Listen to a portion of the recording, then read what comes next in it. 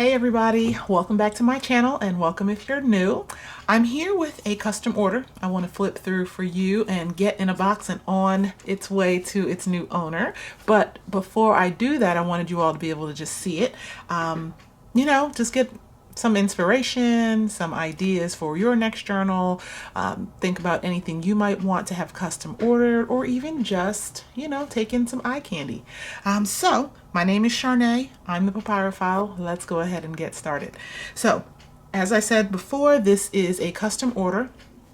My customer requested a custom journal.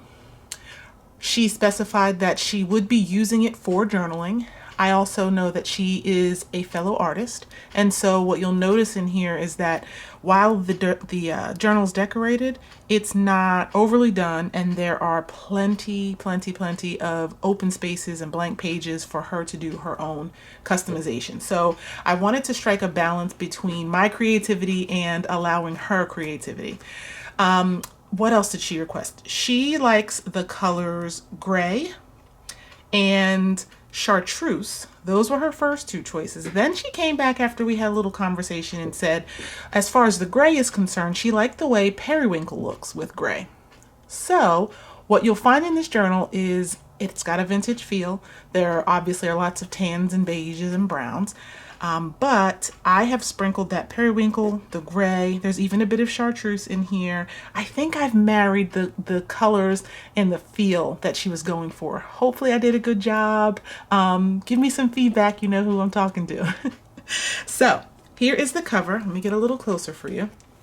What I have is this vintage novel, and I basically just altered it and transformed it into her custom journal. Let me walk you through a little bit. So this dark brown here is faux leather. I colored it myself. It started out as white, and I used some distress sprays and oxide, some resist spray, and some techniques to make this look like aged leather. Love the way it looks. I did the same technique on the back. So you're getting that little bit of sheen, but also the distressed coloring. I used a sanding block to take some of the coloring away. And I think that turned out really nice. Just feels like an old book, something you'd find on an antique bookshelf. The book itself is called Advice and Consent. I didn't cover this up because it happened to be blue. Now, it's not that periwinkle, but I think it goes well with our theme. And I thought that it was just like a nice nod to the vintage book, and I didn't want to cover that up. I did add a book plate here and back that with a piece of distressed paper that I stamped just some really faint markings on, so she can write her name in here. She can write the dates that she's using it, however she wants to customize, and I just added a couple of eyelets. As far as the front cover, I've got one of those stencil, I think they're called Stencil Cards by Tim Holtz. You guys know me and Mr. Tim Holtz. I love his products. That's the stencil card that I've distressed. This tag immediately behind it gives us sort of a peek at that color scheme that's going throughout the book. We've got some periwinkle, some that mustard yellow, a little bit of gray. There's some grays in this larger piece here, and behind that is an antique catalog page. You can see the prices of some of these items. $2 for this beautiful candelabra, right? Gorgeous. All right, so we've got a couple of metal pieces. We've got this arrow that I distressed, and a handle. I thought it would make it cute, like a door handle. I mean, it is functional, but I wouldn't pull on it too hard. I mean, these things are paper and glue, right? So yeah, that is the cover.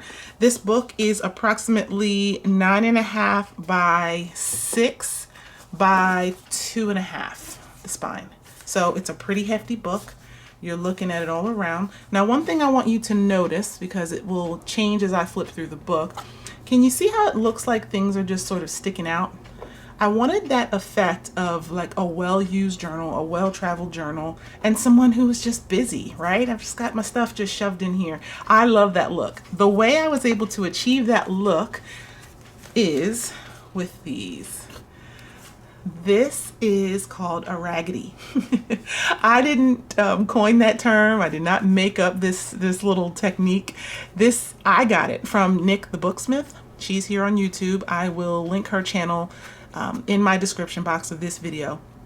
But Nick puts these together for her journals, and they really just sort of, like I said, give that effect of an overflowing book without it actually having to be that way. So there's one, and there's another here. That's the second one. And as you can see, they're just made from scraps and fabric tape and, you know, just a bunch of stuff to make it look like it's full. And what you have without them is a more streamlined book, if that is the look you're going for. So you have options. All right, let's open it up and see what's happening. Here we are. First look, and you will see immediately some of that periwinkle color. We've got some green. It's not chartreuse, but I thought it looked nice with just this spread here. On the cover, interior cover, we've got some things that are just paper clipped here, some journaling cards. I made everything where she's able to write on it. Even this vintage library card, this is from a card catalog of medical books. I like it because it's an abnormal shape, right? Normally the the card catalogs are more, they're rectangular, but they're shorter and a little bit taller. So I thought this was interesting. So I added that. I'm gonna keep this as my little demo piece. I've got a vintage, well, it's not vintage, I rusted it myself, this paper clip here.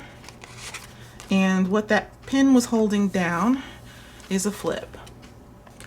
So for the flip, we've got several pockets. We've got this pocket here, we've got this pocket here, and it does have something in it that got shoved down in there. All right. This is a little Greek flashcard. To give or offer is the definition. Another rusted paper clip. And I keep bumping my camera, you guys, so I am just really sorry. Let me make sure. Here we go. All right, so what I made is another little journal.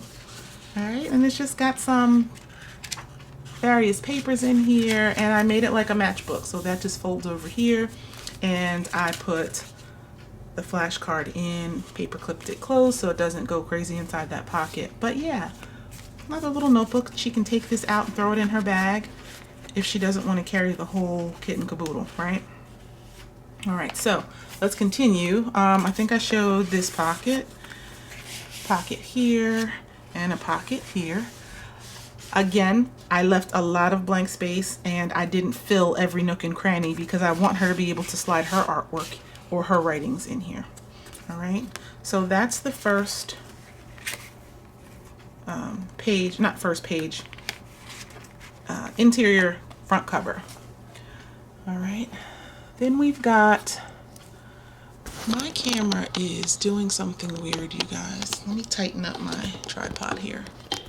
There, it kept sinking or something, I don't know, weird. There's that. Now on this Curious card, you can see my light reflecting. I used some embossing glaze here, so it just feels slick and smooth. All right, this is a pocket. This is actually two pockets. So pocket here, pocket here.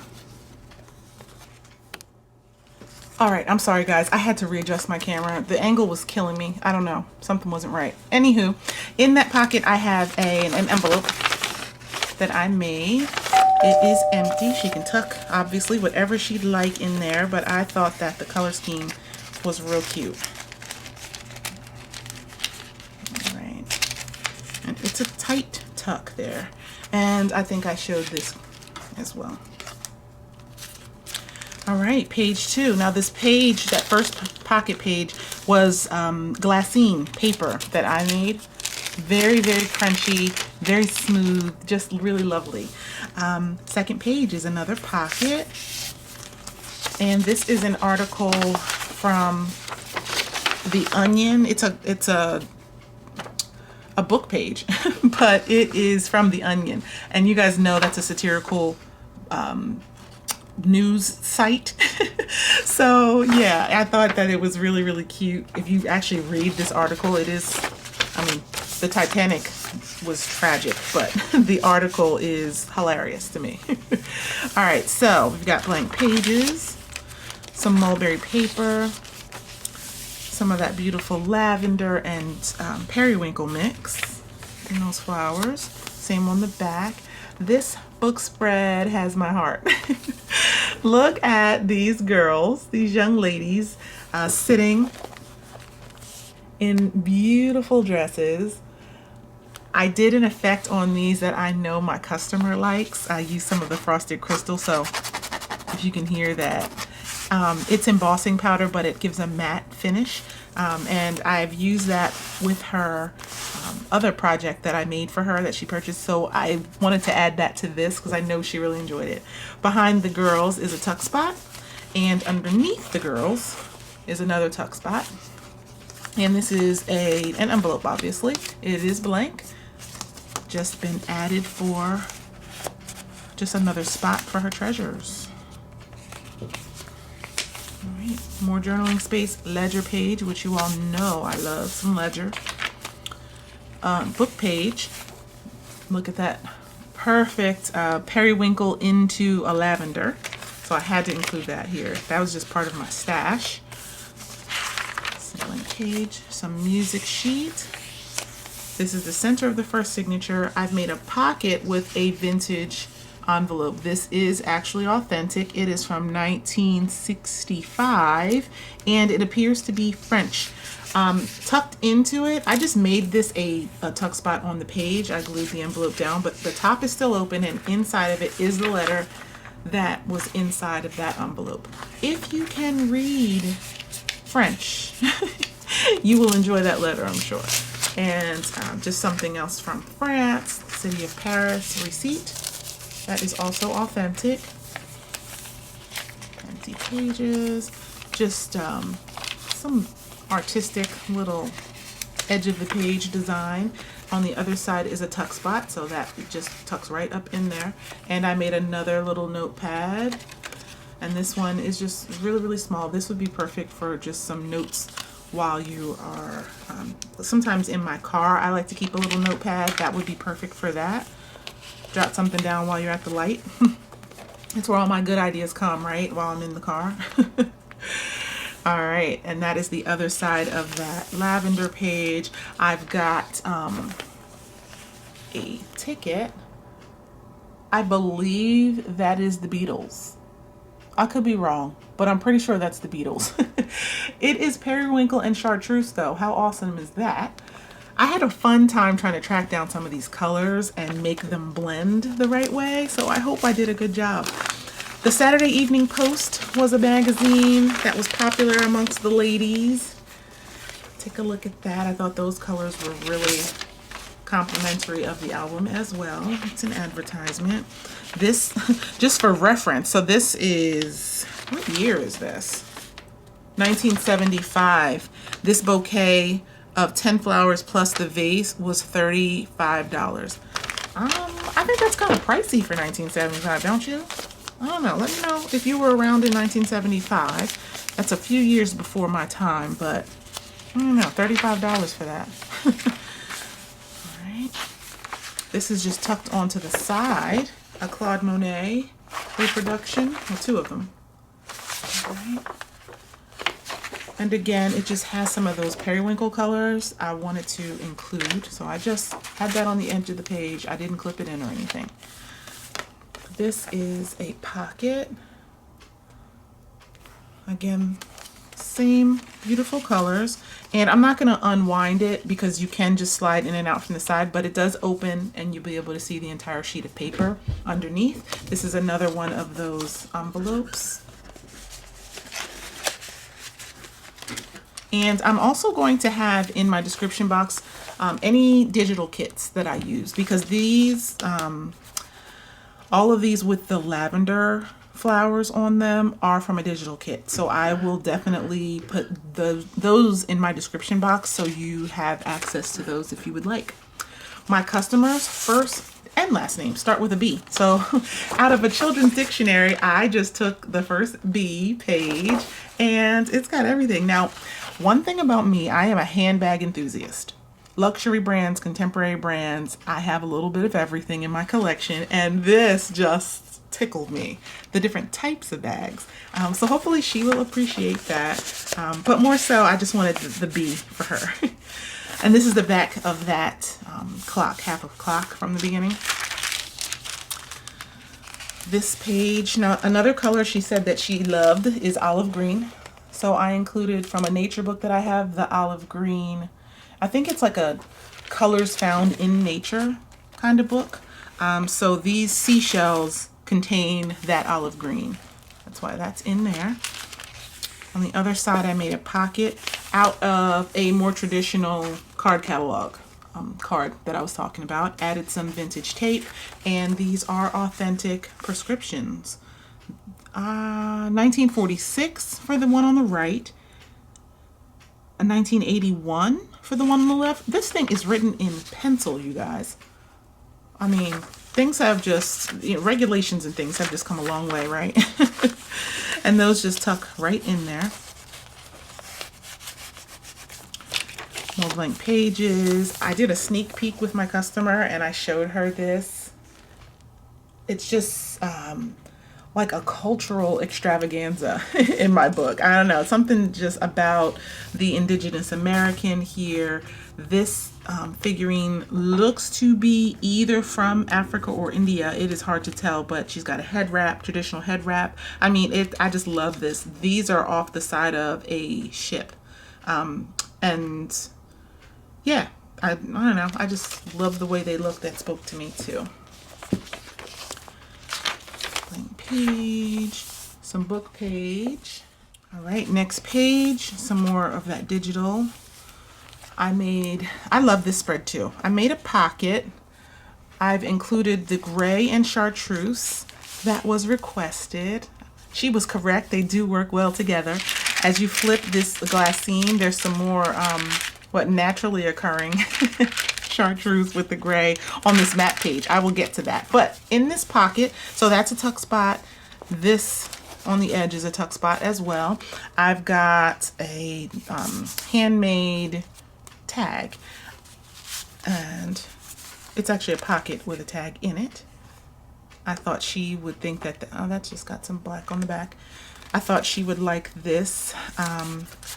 I happened to make this some time ago, a few weeks ago, and I just happened to paint or use the distress crayons to color this young lady, and she is wearing almost like a periwinkle and lavender kind of outfit. The camera is making this a lot more vivid, I think, than it is in person. It is a little bit more muted, but yeah, I had that and decided to throw that in onto the mat. I mean, you can't get more chartreuse than that, right?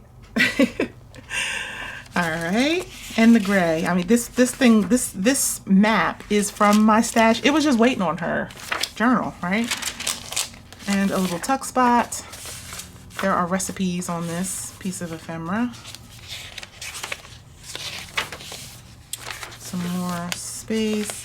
And what I like to do in journals with book page, I mean, obviously you can leave it this way. You could take a colored Sharpie and write across this way and still be able to read it.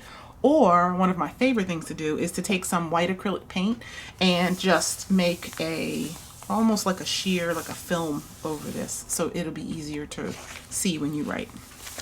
All right, some more gray with some periwinkle. Did you see? Yeah, there we go. We've got two pockets here with tags. Yeah. Oh, and a little piece of ephemera I got tucked in. The other side of that nature book page, we are on to the middle signature.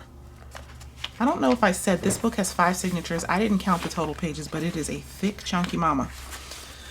This was Happy Mail given to me by one of my crafty friends, I thought that with the lavender, it would go really nice with this book. So I'm going to send it on with the journal. She made a nice journaling spot on the back of that. And yeah. Right, moving along. More ledger, more blank paper. Now, this is the very middle of the book, so the middle of the middle signature, and I made basically like a folio, little mini folio right in the middle. And I went with a bee theme, a bee and botanical theme that I hope still pulls in all of those wonderful colors. I mean, this flower definitely pulled off the chartreuse. And I know that she also likes, as I said, the olive green and that mustard yellow. So this is a double stack pocket, double angled pocket there. Just a distressed index card for journaling and a flower card. This flips out. This is one of the digitals that I downloaded. Really, really pretty. I mean, it's got the blues, it's got the mustard.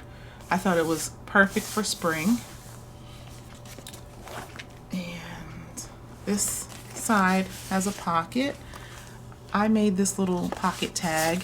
I left her a blank Tim Holtz. This is like his heavy stock, so you can use mixed media with this and it won't warp and do all kinds of weird things. So that's for the artist in her. A journaling card, just some vintage ephemera. Another one of those Greek cards. And that's that. So that gets tucked in. This does open to another library card. That's a tuck pocket, a space for journaling. Did I open this? I did open that. And that flips. And this is the back side of the folio. So, more blank pages, art opportunities, as I like to call them. All right, here's another signature. This one I got a little creative with. Hopefully she likes she gave me creative freedom. She did say she trusts my judgment and she wasn't going to give me too much direction. So this is some fabric, some Tim Holtz fabric. It is not exactly her color scheme, but I mean, I think it goes really, really nicely. And I just sort of wrapped the signature in it, did some sewing, and yeah, something interesting. Okay, some art pages, some more of that glassine. Some of these are hand dyed. Actually, all of the ones that look like they've been sort of inked up, they are all hand dyed by me. I don't know if that's coming across. Once again, my lighting is iffy today. All right, this is just some collage that I did. How cute is this couple? Beautiful vintage picture. On the other side is a tuck spot. Some more periwinkle. I chose this. I have a few of these first day of issue stamps that are on like a commemorative envelope. I chose this one because of that blue shade. But Booker T. Washington, I mean, you can't get better than that, right? Super duper important. This is from 1956 in Virginia. And this little corner pocket tuck. I saw this technique on YouTube. Please don't ask me to remember where I saw it because I cannot. All right, some more ledger spaces to journal. Some book page ruffle. Blank spaces, more ledger, the back side of that fabric. And ladies and gentlemen, we are at the last signature. All right, so more book pages. I've shown this cloth paper in a couple of different projects. This is that Japanese calligraphy paper. It feels like cotton. Really, really super awesome. This is a tag that I've put inside of this brown paper bag that I ordered some products on Etsy and it came in this bag. I thought it was cute. One of the stencil chips by Tim Holtz and the other large tag that I made, similar to the one that the other big one that I showed, and I've just stuck a couple of journaling cards right in there. There we go. And that olive green that she loves, I wanted to include. And guys, I got my nails done. I'm loving the color. But I've got glue all over the place. So if you see peeling, it's not my skin, you guys. It's me just being a messy crafter. Okay.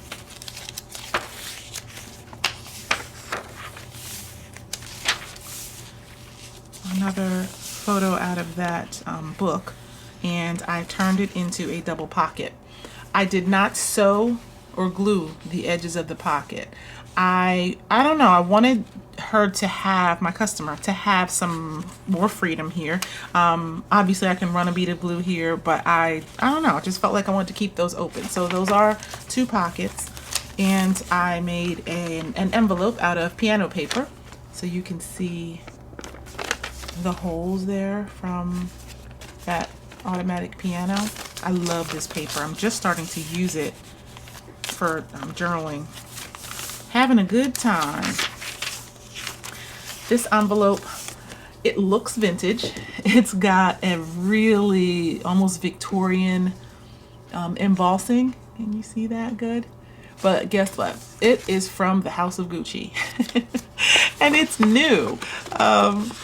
Again, my handbag addiction has afforded me some time to play at some of the luxury houses, and I just got a little something from Gucci, but this I thought was perfect for her book, so I'm gonna slide that right on in.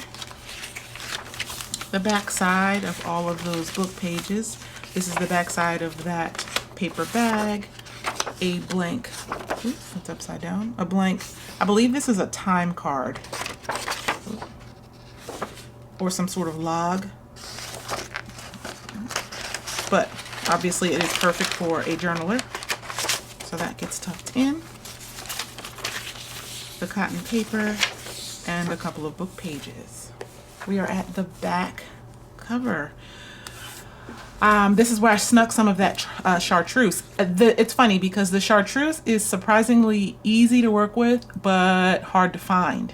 So I just have little snippets of it here and there. This is one of them. Another one of those flashcards. Another vintage letter. This actually is written in English, and it is addressed to a man who lived in Malibu, California, and it's from Pennsylvania. So definitely our type of English, right? If you're in the US, and you can read it. It's from 1961, and she is referring to this man as Uncle Thomas. So this is from Thomas's niece, Gertrude. Very interesting piece of ephemera from the US. Oops. And this envelope has seen better days. I thought it was also interesting, you know how sometimes the post office will stamp over stamps with a message or something like that. This is Pray for Peace. This is 1961. So yeah, they are wanting for world peace. And yeah, so tuck spot here. This flips open like that. Where is my little, here it is. This is a huge tuck spot on both sides, triangular. Then it opens this way, and you've got a little tuck spot here. Opens up, 2 tuck spots, side by side pockets here, and a wonderful journaling space there. So that is that, and that is the book. But hoping that she loves it. And that is the book. So thank you all for joining me. Please like and subscribe if you'd like to keep chatting, and I'll see you soon. Bye-bye.